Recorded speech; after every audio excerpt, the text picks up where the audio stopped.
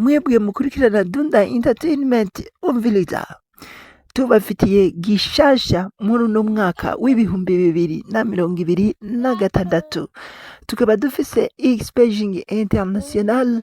Iyi Xpaging International ikaba ari application iri kw'isoko.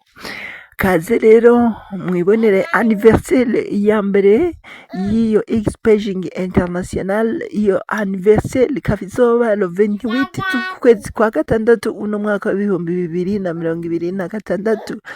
Ni ku munsi w'Imana. Sidukana niyonka mwese mwiyigire gutegura ejo hazoza, kugira ngo umuntu ashobore gukora ibitangaza hirya no hino ategereza gutegura ejo hazoza. Vya bindi bavuga préparation de l'avenir à long terme.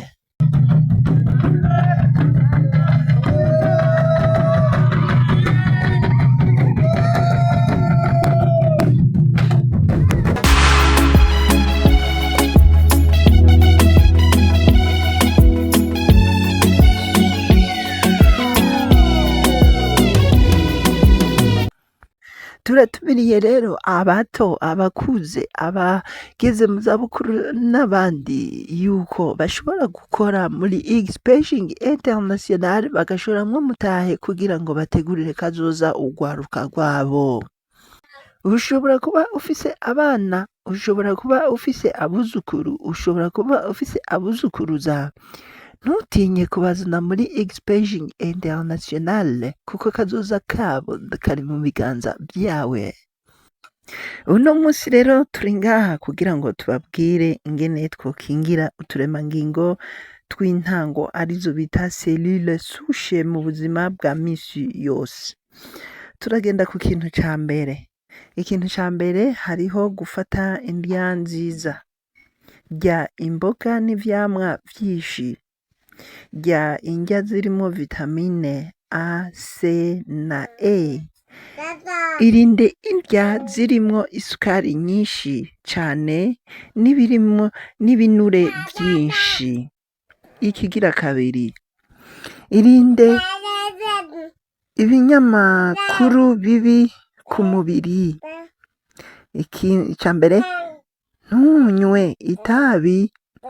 Ica kabiri, irinde inzoga nyinshi. Ica gatatu, irinde ibiyayuramutwe. Ivyo vyose bironona uturemangingo tw'umubiri harimwo n'utw'intango arizo bita cellule souche. Hanyuma ica gatatu, kora imyimenyerezo ngororamubiri. Kora sport nko kugenda n'amaguru, kwiruka canke gukina umupira. Bituma amaraso agenda neza mu mubiri. Ica kane, rara neza.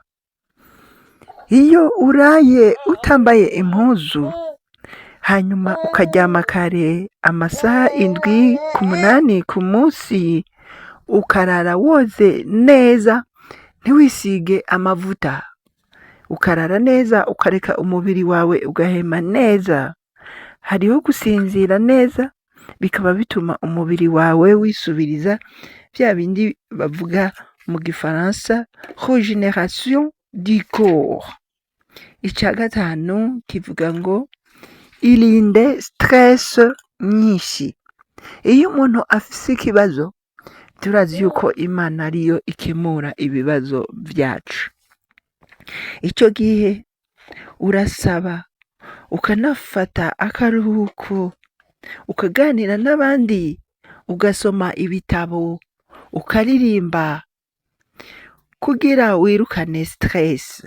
Kugira wirukane stress si kwama rero ushavuye, kuko iyo ushavuye biratuma umubiri utaba umeze neza, umubiri bigatuma uheza ukagwara imburagihe. Stress rero nyinshi ironona uturemangingo. Niwakurikiza ivyo vyose uzoba uriko urakingira uturemangingo tw'intango aritwo cellule souche y'amagara yawe muri rusange. A good worker. Kugira ngo ushobore kuba umukozi mwiza birasaba kwihugura. Kaze muri Xpaging International bakwigishe ingene ushobora gutegura ejo hazoza ukoresheje amahera atari menshi cyane, miliyoni umwe n'ibihumbi 26 bizokugirira neza, bigufashe bitangaje, utangare nawe. Kaze muri X-Paging International, mwari kumwe na Ndikuriyo Merance kuva muri Dunda Entertainment TV, televiziyo yiyemeje kubabwira bishasha. Kaze.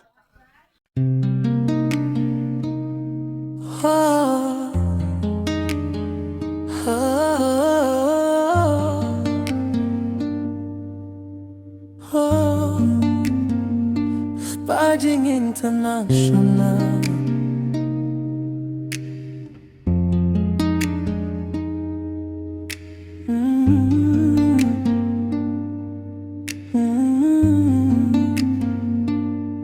Wawari ubiziko ushobora kuba millionaire muri X-Paging International mu gihe gito.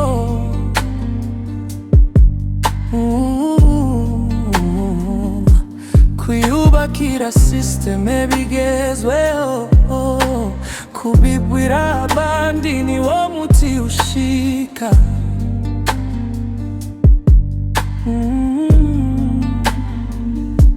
Awibino mu X-Paging International, ushore mu mutahe wunguke, dutegure kazoza ku miryango yacu ishime. Ukiregukena ugire n'amahirwe yo kubaho neza, ukiregukena ugire n'amahirwe yo kubaho neza. Uri muri X-Paging ugira amagara meza,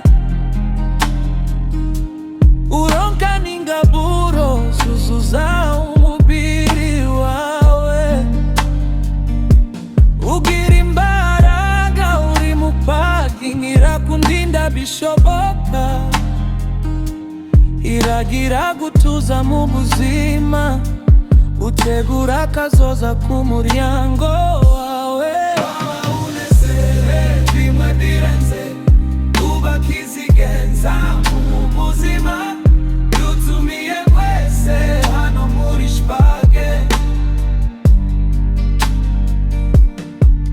Utaraza yarahomvye rwose, ndawundi mwanya ni ubu nyene, gutegure kazoza ku muryango biraturindiriye, jewe na wewe.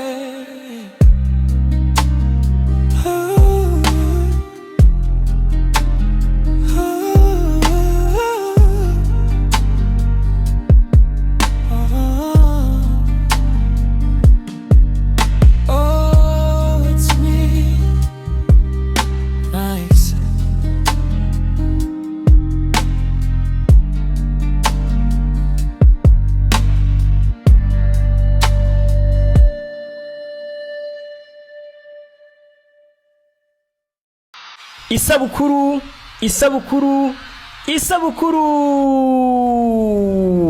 Itariki 28 z'uku kwezi kwa gatandatu uyu mwaka turimo, ku munsi wa Mungu, niho tugiye guhimbaza isabukuru idasanzwe y'umwaka umwe urangiye X-Paging itangwe gukorera hano ku butaka bw'u Burundi. Ntuzucikwe n'aya mahigwe yo kwigira hamwe no kurabira hamwe ibyaranguwe mu mwaka uheze no kwibonera intumbero ya X-Paging mu myaka iri imbere.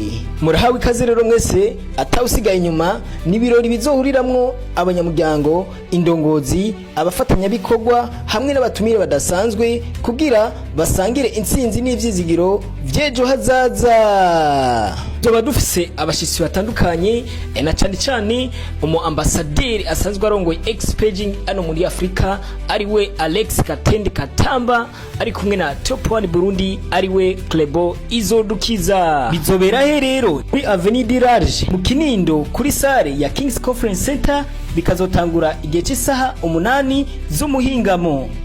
Tegura umuryango wawe, inshuti zawe, nabo mukorana, muze twese hamwe duhimbaze umwaka umwe wo kwiyemeza, umwaka umwe w'iterambere, umwaka umwe w'ingaruka nziza mu buzima. Turindiriye kubonana hamwe kuwa 28 Ruheshi uyu mwaka turimwo muri King's Conference Center mu Kinindo, kugira ngo hubake kazoza keza hamwe na Expeding Move Your Future.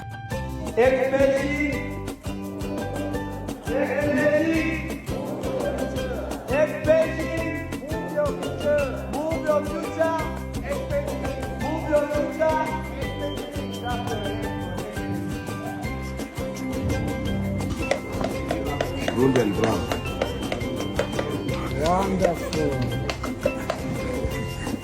Brown. Yeah. That is a flag. Michael.